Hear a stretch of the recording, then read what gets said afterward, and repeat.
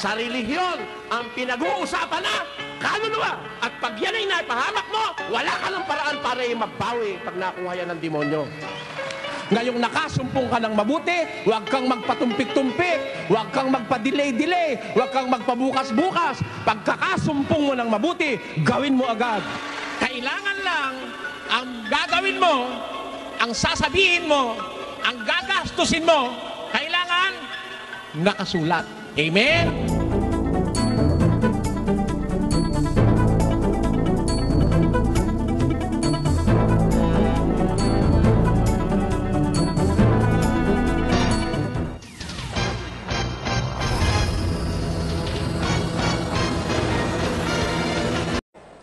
Sa tulong ng Diyos, una sa lahat, ay nakapagdadaos tayo ng ganitong pagtitipon na kailangan sa ating panahon. Kaya ko po sinabing ito'y kailangan sa ating panahon. Dahil ito pong ating panahon ay panahon na ng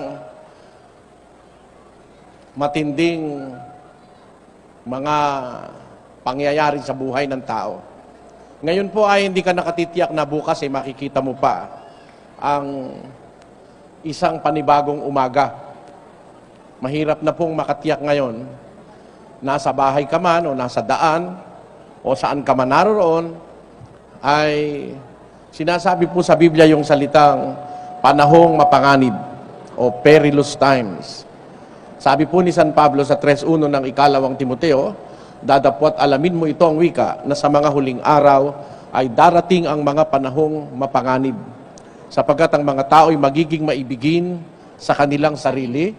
Maibigin sa salapi, mayayabang, mga mapagmalaki, mapagtungayaw, masuwayin sa mga magulang, mga walang pasalamat, mga walang kabanalan, walang katutubong pag-ibig, mga walang paglulubag, mga palabintangin, mga walang pagpipigil sa sarili, mga mabangis, hindi mga maibigin sa mabuti, mga lilo, mga matitigas ang ulo, mga palalo, mga maibigin sa kalayawan kaysa mga maibigin sa Diyos. Paano yon sa English? Ang sabi, This know also that in the last days perilous times shall come. For men shall be lovers of their own selves, covetous, boasters, proud, blasphemers, disobedient to parents, unthankful, unholy, without natural affection, truce breakers, false accusers, incontinent, fierce, despisers of those that are good, traitors, heady, high-minded, lovers of pleasures more than lovers of God. you see, these are people who have lost their sense of godliness. They are lovers of pleasures than being lovers of God. If you will remember, the first commandment tells us to love God above anybody else. With all our hearts, with all our minds, and with all our souls, and with all our strength. But people in the last days will be lovers of money, lovers of themselves, and lovers of pleasure more than lovers of God. Yan po ang nagpapasama sa sitwasyon natin sa ating panahon, mga kababayan. Ngayon po ay panahon na siguro tayo ay mag-isip-isip. Ngayon po hindi na pinag-uusapan yung matanda ang mamamatay. Hindi na po yun ang usapan ngayon. Mayroong namamatay ng bata. Meron nga ngayon, nanganganib mismo yung bata sa kamay ng kanyang ina at saka nung walang hiyang doktor. Dahil ang tawag doon, unwanted pregnancy. Hindi magkakaroon ng pagkakataon yung batang mabuhay dahil sisirain na siya, pagpuputol-putulin na siya ng forceps nung doktor na walang hiya. Sa konsentimiento naman ng kanyang ina, sa loob ng tiyan ng ina, papatayin na yung bata. Ngayon po, ang kamatayan, dumarating ng halos ay wala ng kadahilanan.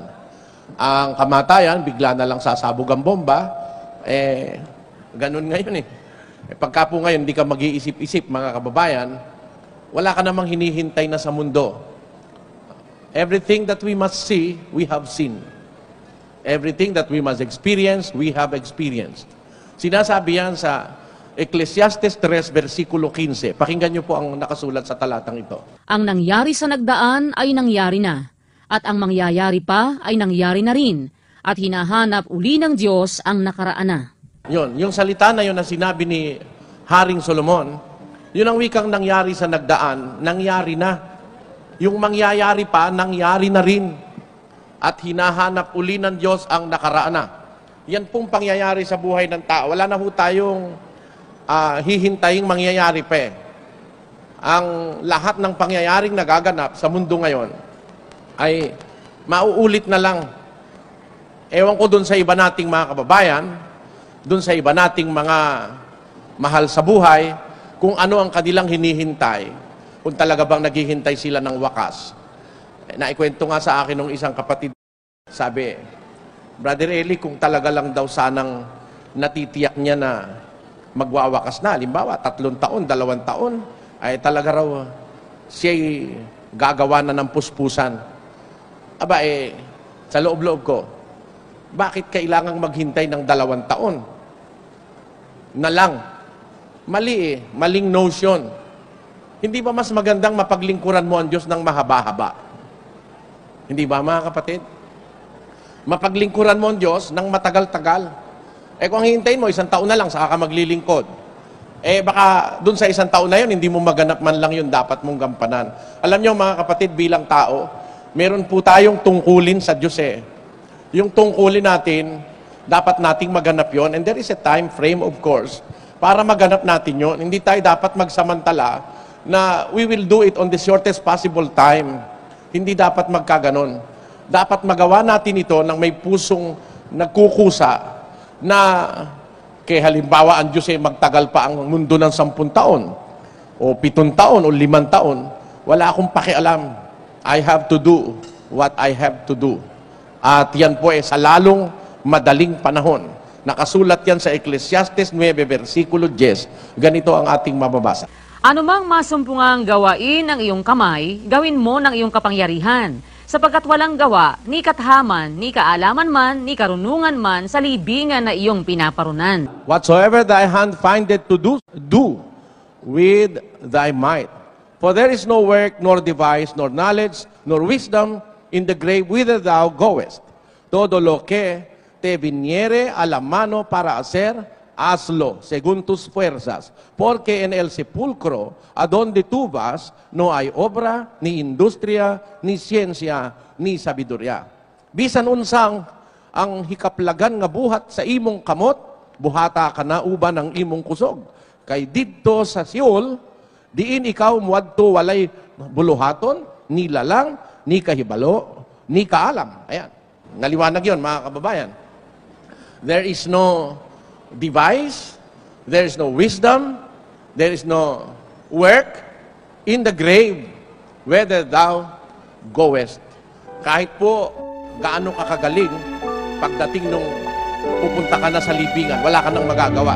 Pinakamabuting presidente, pinakamagaling na abogado, pinakamagaling na inhinyero, doktor, at pinakamagaling na maestro na nakilala mo, hindi na pwedeng magturo pagdating sa libingan.